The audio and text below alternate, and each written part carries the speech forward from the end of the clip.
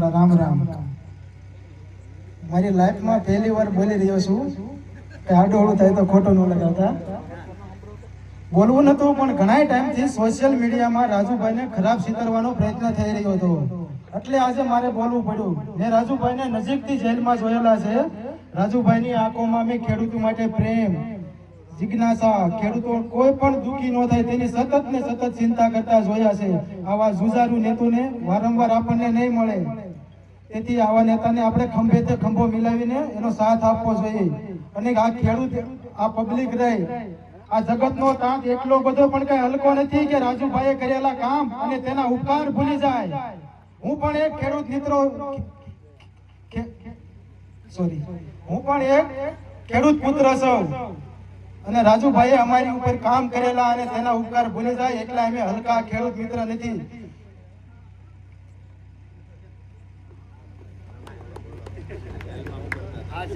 ઘણા ટાઈમ રાજુભાઈ મારી સાથે, અમે રાજુભાઈ સાથે જેલમાં હતા ત્યારે રાજુભાઈએ બધા ખેડૂતોને ખંભેથી ખંભો મિલાવીને જે પણ ખેડૂત મિત્રોને કાંઈ પણ જરૂરિયાત હોય તેનાથી ડબલ ગણી તેને સુવિધા પૂરી પાડી છે.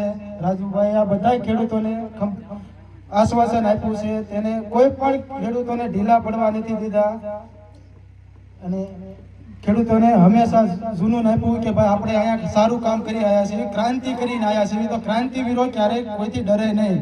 એવા જુસ્સો સાથે અમને રાજુભાઈ જેલમાં બહુ સાથ આપ્યો છે. બસ આટલું જ કહીશ. રાજુભાઈ, જય માતા, જય જવાન, જય કિસાન.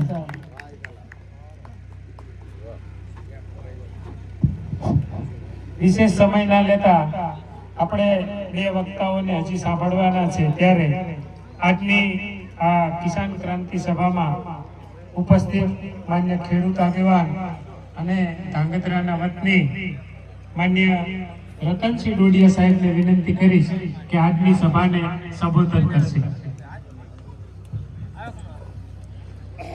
ભારત માતા કી જય. આજે તમામ જગતના તાત એવા તમામ સૌ ખેડૂત ભાઈઓ વચ્ચે જે મને મારી વાત મૂકવાનો મોકો આપ્યો એ બદલ તમામનો હું આભાર માનું છું.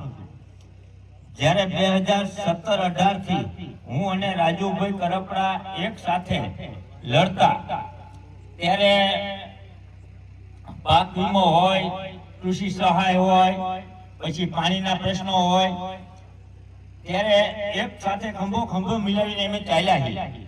ત્યારે આપણો જે વિસ્તાર રહ્યો આજે સુધી સરકાર આપણને આમ કહેતી કે આપણો વિસ્તાર ઊંધી રકાબી જો તમને ક્યારેય પાણીની સગવડતા નહીં મળે, તમને ક્યારેય સૌની યોજનાનો લાભ નહીં મળે.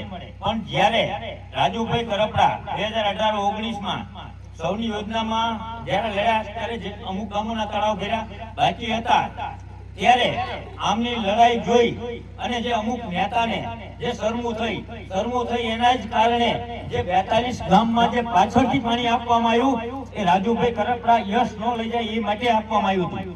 એનો હું સાક્ષી છું. એવી રીતે રાજુભાઈ કરપડા 21 સુધી મારી સાથે હતા. 21 પછી જ્યારે રાજુભાઈ કરપડા આમ આદમી પાર્ટી જોઈન કરી ત્યારે પણ એ વ્યક્તિની અંદર ખેડૂતો પ્રત્યેનો જુસ્સો જરાય પણ સમાયેલો મેં જોયો નથી. એના એ જ જુસ્સાથી લડતા અને એ જ જુસ્સાથી આમ આદમી પાર્ટીમાં કામ કરતા. તો આપણે એક જ વસ્તુ કે જ્યારે મને આમ આદમી પાર્ટીમાં કરતા ત્યારે પણ અમે સાથે હતા અને હું તો ખેડૂત તરીકે લડું છું. હું તો ભાજપ વાળા ભેગો લડું છું, કોંગ્રેસ ભેગો લડું, આપ ભેગો લડું, સંગઠન ભેગો જવું. તો જે વ્યક્તિ આપણા ખેડૂતની વાત લઈ, આપણી જે પીડા દુઃખ કે આપણું જે હોય એ લઈ અને જે વ્યક્તિ આપણી સાથે નીકળતો હોય તો એ વ્યક્તિને સાથ આપવો પડે. તો એની જગ્યાએ અત્યારે સોશિયલ મીડિયામાં જે વિવાદિત ટિપ્પણીઓ કરવામાં આવે, અરે ભાઈ તમારા ભેગો હતો ત્યાં સુધી સિંહ હતો, આજ તમને બકરી લાગે છે? જ્યાં સુધી તમારા ભેગો હતો ત્યાં સુધી રાજુ કરપડા સિંહ હતો, આજે તમને બકરી લાગે. તો તમારો સિંહ લોકપાલ માટે 2011માં અન્ના હજારે ભેગો હતો તો અત્યારે કેમ લોકપાલ બિલ મુદ્દે બોલતા? એવી જ રીતે 2014માં ખેડૂતની ડબલ આવક, ખેડૂતને વીમા, ખેડૂતની વાતો કરી અને દિલ્હી સુધી પહોંચી ગયા, તો એનામાં બળદના દીકરાઓ જ કોમેન્ટ કરવા જાવ ને. જે વસ્તુ કોમેન્ટ કરવા, સોશિયલ મીડિયાથી કોઈને બદનામ કરવાથી ચહેરો કોઈનો બદનામ ન થતો, એનું ચરિત્ર એના વિચાર અને શ્રેણીથી બદનામ થાય છે. આ વ્યક્તિને તમે બદનામ કરવાની જેટલી કોશિશ કરી, તો એ કોશિશનો તમારી નિષ્ફળતા સામે દેખેલી ઘટનામાં દેખાય છે. એટલે કોઈ ખોટા ઉલારા ન મારવા. જે વ્યક્તિ તમને કહી દઉં, આજે રાજુભાઈને જેટલા ટાર્ગેટ કરવામાં આવ્યા એવી રીતે કાલે મને કરશે. હું આજે કોઈ પક્ષ સાથે જોડાયેલો નથી, પણ કાલે હું રાજુભાઈને ઘણી વખત કહેતા કાલો આમ આદમી પાર્ટી જોઈન કરો, ત્યારે આ રાજુભાઈ સાક્ષી છે. એમને મેં કીધેલું આ કીચડ છે, આ કીચડની અંદર તમે જ્યાં સુધી અમને દીકરા થઈને કામ કરીને દો ત્યાં સુધી જ તમારા છે. પછી જ્યારે તમારો ઉપયોગ કરી લીધા પછી તમને ફેંકી દે. અને આ જ મુદ્દે મારે હું જિંદગીમાં કોઈ દિવસ મેં વિડીયો જાહેર નથી કર્યો, ત્યારે મારે રાજુભાઈના સમર્થનમાં વિડીયો જાહેર કરવો પડે કે ભાઈ તમારી સભામાં જ્યાં સુધી રાજુભાઈ હતા, તમારી વાતમાં જ્યાં સુધી રાજુભાઈ ખેડૂતનું બોલતા હતા, તમારી પાર્ટીની મહિલા જ્યાં સુધી બોલ્યા ત્યાં સુધી તમને સિંહ લાગ્યો. આજે મેં હમણાં એક પોસ્ટર જોયું કે ભાઈ બકરી થઈ ગઈ, ગદ્દાર છે. તો આ વસ્તુ પોતાનો જીવવાનો અધિકાર છે. ભારતના બંધારણ પ્રમાણે આજે રાજુભાઈ ખેડૂત આગેવાન તરીકે છે, કાલે કોઈ પણ પક્ષમાં જાય, ફરીને આપમાં જાય તો એમનું સ્વાગત છે.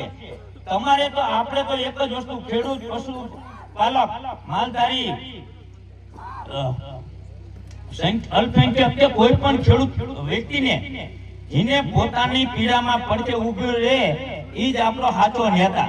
ખાલી 3 મહિના ચૂંટણી આવે અને બિલાડીના ટોપની જેમ ખેડૂત ભાઈઓ મારા પશુપાલકો એમ કરી અને પછી જે 3 મહિના પછી 5 વર્ષ નથી દેખાતા ને, એની આપણે કોઈ જરૂર નથી.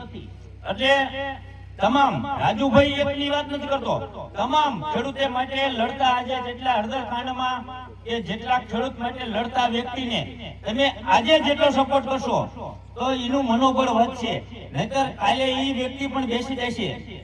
એટલે તમામ ભાઈઓને મારી નમ્ર વિનંતી કે તમારા ખેડૂત માટે, પશુપાલક માટે, ગૌચર માટે, વીજ લાઈન માટે જે વ્યક્તિ લડે, રાજુભાઈ નહીં, કોઈ પણ વ્યક્તિ લડે અને લડવું એ પોતાનો માનવ અધિકાર છે. અને તમારું તમારા અધિકાર માટે તમે નહીં લડો તો તમારી માટે કોઈ લડવા નથી આવવાનું. અને આજે તમે રાજુભાઈના સમર્થનમાં એટલા વ્યક્તિ નીકળ્યા, તો કાલે રાજુભાઈનો જુસ્સો વચ્ચે ક્યાંય જાય છે. હું એમ નથી કહેતો કે આ પક્ષમાં જાય, ક્યાંય જાય છે કે કોઈ પણ સંગઠનમાં જાય છે, ત્યારે આ રાજુ પરપડા તમારો આ જુસ્સો જોઈને તમારી પડખે ઉભા રહેશે. એટલે તમામ ભાઈઓને મારી વિનંતી છે કે કોઈ પણ વ્યક્તિ તમારી માટે લડે એનો જુસ્સો વધારવા માટે એને સાથ સહકાર આપો. જય ભારત. અને આ સાથે અમે રાજુભાઈને ખુલ્લું સમર્થન આપી. રાજુભાઈ કોઈ પણ જગ્યાએ જાય, અમારું ખુલ્લું સમર્થન છે ખેડૂત આગેવાન તરીકે.